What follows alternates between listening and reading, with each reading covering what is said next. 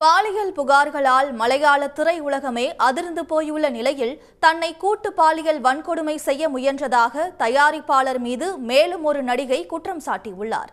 கேரள திரையுலகில் நடக்கும் பெண்களுக்கு எதிரான குற்றங்கள் தொடர்பான ஹேமா கமிட்டியின் அறிக்கை பெரும் புயலை கிளப்பியுள்ளது. இதைத் தொடர்ந்து பல நடிகைகள் பாலியல் புகார்களை முன்வைத்து வருகின்றனர்.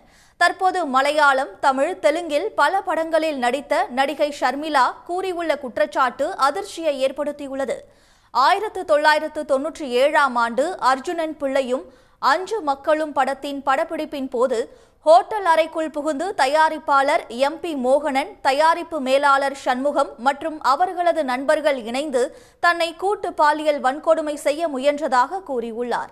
அங்கிருந்து தப்பித்து வந்ததாக கூறியுள்ள ஷர்மிளா, MP மோகனனும் அவரது நண்பர்களும் அங்கிருந்த ஜூனியர் நடிகையை பாலியல் வன்கொடுமை செய்ததாக தெரிவித்துள்ளார்.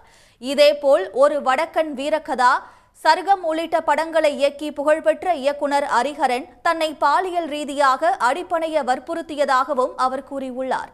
அதற்கு மறுப்பு தெரிவித்ததால் தன்னையும் தனது நண்பரும் நடிகருமான விஷ்ணுவை பரிணாயம் படத்திலிருந்து ஹரிஹரன் நீக்கியதாகவும் நடிகை ஷர்மிளா தெரிவித்துள்ளார்.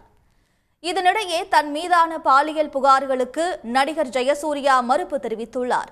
இவர் மீது 2 நடிகைகள் பாலியல் புகார் தெரிவித்துள்ள நிலையில் அதற்கு மறுப்பு தெரிவித்து அறிக்கை வெளியிட்டுள்ள ஜெயசூர்யா தன் மீதான பொய் குற்றச்சாட்டுகள் அனைத்தும் பொய்யானவை என கூறியுள்ளார்.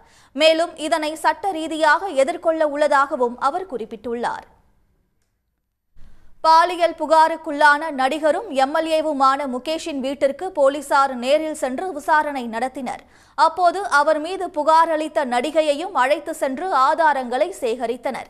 இதனிடையே MLA பதவியிலிருந்து முகேஷ் பதவி விலக வேண்டும் என்று பல தரப்பிலிருந்தும் அழுத்தம் கொடுக்கப்பட்டு வருகிறது. ஆனால் அவர் மீதான குற்றச்சாட்டுகள் நிரூபிக்கப்படும் வரை முகேஷ் பதவியில் நீடிக்கலாம் என மார்க்சிஸ்ட் கம்யூனிஸ்ட் கட்சி தெரிவித்துள்ளது. உடனுக்குடன் செய்திகளை தெரிந்து கொள்ள சன் நியூஸ் பெல் ஐகானை கிளிக் பண்ணுங்க.